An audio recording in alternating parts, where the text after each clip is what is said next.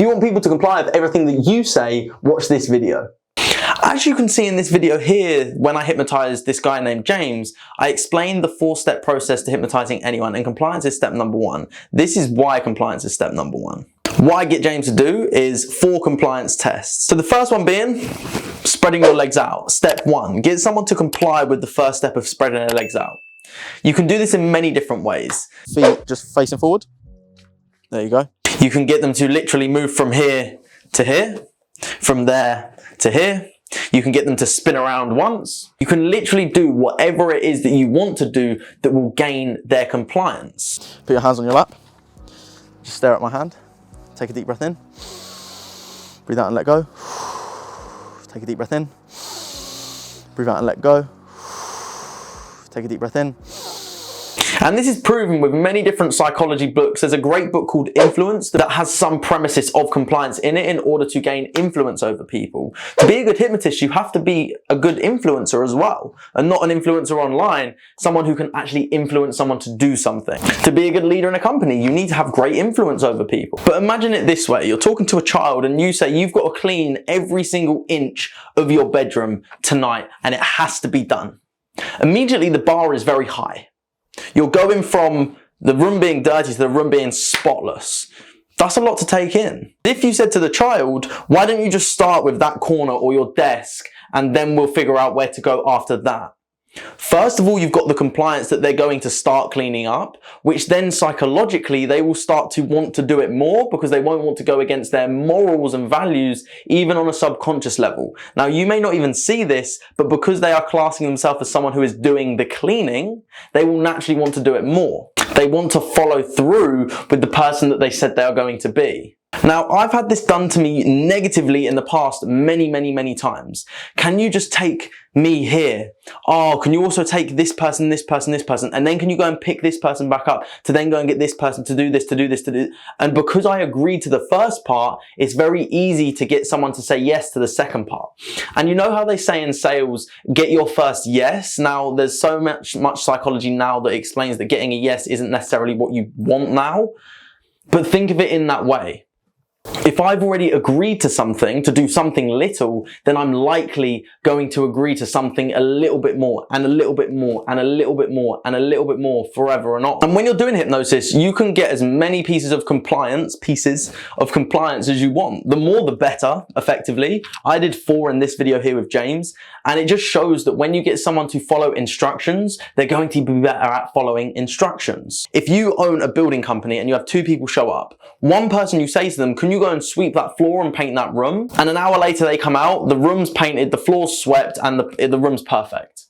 Whereas you go to someone else, can you paint that room and sweep that floor? And the other person goes in and they come out with half of the floor swept, some of the paint on the wall, and then they start sweeping the rest of the floor, and the dust is all over the paint as well. The second person just isn't as compliant. Now, I'm not saying we have to be compliant in life, but what I'm saying is if someone can't follow simple instructions, it's going to be very difficult for them to be hypnotized, because hypnosis is essentially following simple instructions. When you say the word relax, what are you going to do? Maybe relax. If someone doesn't understand that, and I'm not saying anything towards that, but if someone doesn't truly understand that because you haven't explained it, then there's going to be an issue. And there's many secret ways that you can do this as a hypnotist or just someone who wants to influence someone else to do something for good, not manipulation. Do not manipulate people. It's not good. I dislike it. And I'm trusting you that I'm putting this out there that you're not going to use it for bad, and you're going to use it for good, because we can influence people to do things that will benefit us, but also benefit them, or just benefit them in general. For example, someone's going through a very tough time. You can then start to influence how they feel and influence the actions they take so that they feel naturally so much better. Now, the definition of comply is to act in accordance with a wish or a demand. And to be a good influencer with someone, not an influencer on social media, to truly influence people, you must be able to convince people to do things that are going to better themselves, help you, and help themselves in general. It is effectively a win-win. Now, if someone can see this as coming across as manipulative, they're not going to want to comply because you are manipulating them. Naturally, if someone is actively trying to manipulate me, I will do the complete opposite, because I do not want to comply with that. Maybe that is from my ego. Yes, it probably is from my ego, but I just won't do it because I can see they're being disingenuous. But when someone is being genuine and they truly want what's good for them and me, or just something that is going to benefit everyone, then I can easily comply with that because it makes perfect sense. So take this from when you were a kid, or even if you are a kid and your parents would say to you, can you unload the dishwasher? Can you put up the washing? Can you do some of the laundry, whatever it is around the house? I've done it before where I went to go and do the dishwasher years ago, and my mum would say to me, Max, can you unload the dishwasher? Just as I was going to do it. And as soon as she said that, I was like, no, I don't want to do it. I can't do it now. And yes, again, it's from ego. But because someone is telling you to do something, it's difficult. It can be difficult for you to accept. So starting with little pieces of compliance, for example, if it was the dishwasher example, can you just do the knives and forks of the dishwasher? Most people, not everyone, but most people, if they started doing the knives and forks, are going to do the plates, the cups, and everything else that's in the dishwasher just because they've already started.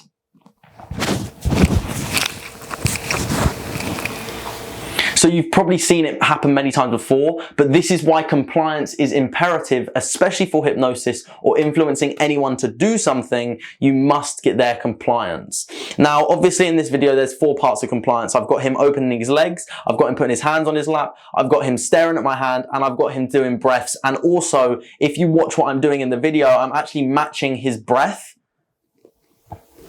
which is building better rapport, which makes people trust you more, because when you've got good rapport with someone, people trust you that much more. So if you're trying to get compliance, build rapport first. If you want me to make a video specifically based on how to build strong rapport with anyone, then comment down below, just put the word rapport, and I'll make a whole nother video based on that, if you want that.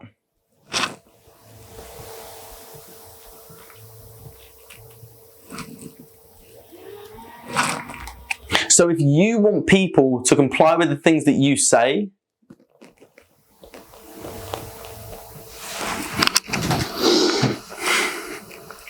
so the main takeaway from this whole video is start super small. Don't say to someone, go and mow the whole garden, just say mow that patch. Don't say to someone, can you pick every apple off that tree? Just say, can you go and grab me a couple of apples? Don't say to someone, go and get me a drink. Hand them a cup and say, would you be able to take that to the kitchen for me? And then once they've done it, as they're going, say, oh, on your way back, would you be able to pour some more water in this? It's worked for me many a times. I've literally tested this out with loads of different people. Not going to say who.